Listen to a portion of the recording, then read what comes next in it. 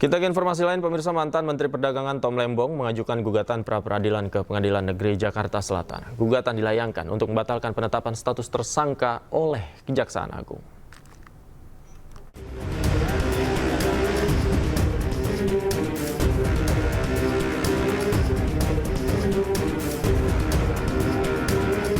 Tim kuasa hukum Menteri Perdagangan periode 2015-2016, Tom Lembong, resmi mendaftarkan gugatan pra-peradilan ke Pengadilan Negeri Jakarta Selatan. Gugatan diajukan untuk membatalkan penetapan status tersangka Tom Lembong yang dianggap tidak sah. Tim kuasa hukum menilai penyidik Kejaksaan Agung tidak memiliki alat bukti yang cukup dan tidak ada alat bukti yang diperlihatkan kepada publik secara transparan. Kami mempermasalahkan penetapannya sebagai tersangka. Ya, di situ banyak sekali poin-poin pembahasannya itu. Antara lain misalnya tentang pada waktu proses penetapan sebagai tersangka tidak memiliki dua alat bukti yang cukup. Sampai saat ini kita tidak mengetahui alat bukti apa yang dimiliki oleh pihak kejaksaan sehingga menetapkan Pak Thomas Lembong sebagai tersangka. Sementara itu, Kejaksaan Agung menyebut masih menghitung jumlah kerugian negara akibat dugaan korupsi yang dilakukan Tom Lembong, serta menelusuri aliran dana tersangka. Kerugian keuangan negara yang sudah disampaikan bahwa ini kan akan terus dihitung, ya, dihitung untuk pastinya seperti apa, dan mengenai aliran dana itu akan didalami juga, ya, apakah karena kalau kita lihat kan tersangka sebagai regulator, ya, bersama dengan dari PPI dan perusahaan-perusahaan itu. Nah, apakah ada misalnya di situ unsur aliran dana, tentu nanti akan terus didalami. Selain Thomas Lembong, Kejaksaan Agung juga menetapkan satu tersangka lain berinisial DS yang merupakan Direktur Pengembangan Bisnis PT PPI. Kejaksaan Agung mengaku tidak ada unsur politisasi dalam penetapan tersangka Tom Lembong. Penetapan status murni berdasarkan alat bukti. Dari Jakarta, Tim Liputan iNews melaporkan.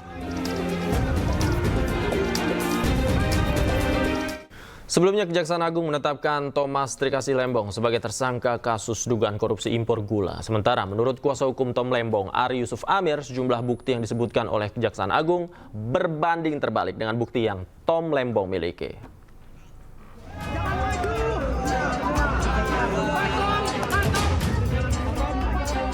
Kejaksaan Agung menetapkan mantan Menteri Perdagangan Thomas Lembong sebagai tersangka dalam kasus korupsi penyalahgunaan wewenang impor gula.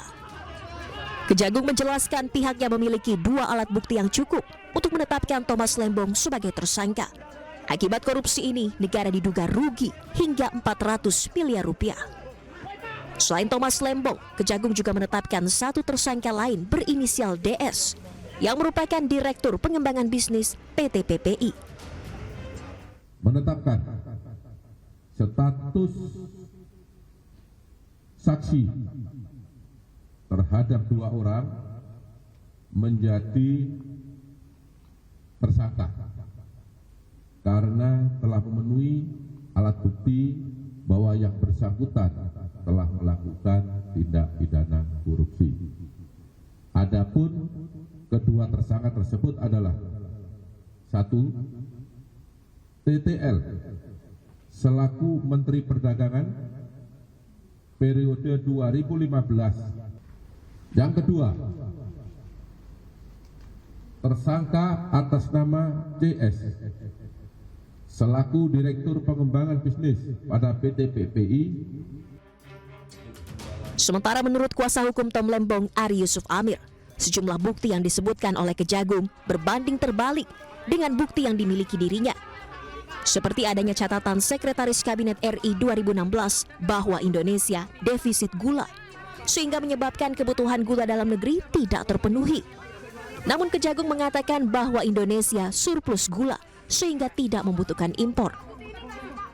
Kaitan surplus pada waktu itu salah data itu. Data yang benar, kita tidak pernah surplus dalam masalah gula. Itu informasi yang salah. Itu bisa dicek datanya. Lalu kaitan dengan BUMN, itu PPI itu BUMN. PPI itu BUMN. Dan yang menunjuk swasta itu PPI. Karena mereka tidak memiliki dana untuk itu. Jadi bukan Pak Tom Lembong yang menunjuk mereka. Jadi mereka dengan PPI ini sendiri. Dan bisa dicek menteri-menteri yang lain melakukan hal yang sama. Jadi melibatkan swasta itu tidak hanya Pak Tom Lembong, tapi menteri-menteri yang lain juga melibatkan swasta. Ari menambahkan Tom hanya menjabat selama 11 bulan di tahun 2015 hingga 2016. Dan Tom hanya melanjutkan kebijakan dari Menteri Perdagangan sebelumnya. Menurut Ari, semestinya Menteri Perdagangan lain juga diperiksa untuk memperkuat kesaksian dalam penerangan kasus. Selain menjabat sebagai Mendak periode 2015-2016, Tom Lembong juga pernah menjabat sebagai Kepala Badan Koordinasi Penanaman Modal di periode pertama Presiden Joko Widodo. Tim Liputan iNews melaporkan.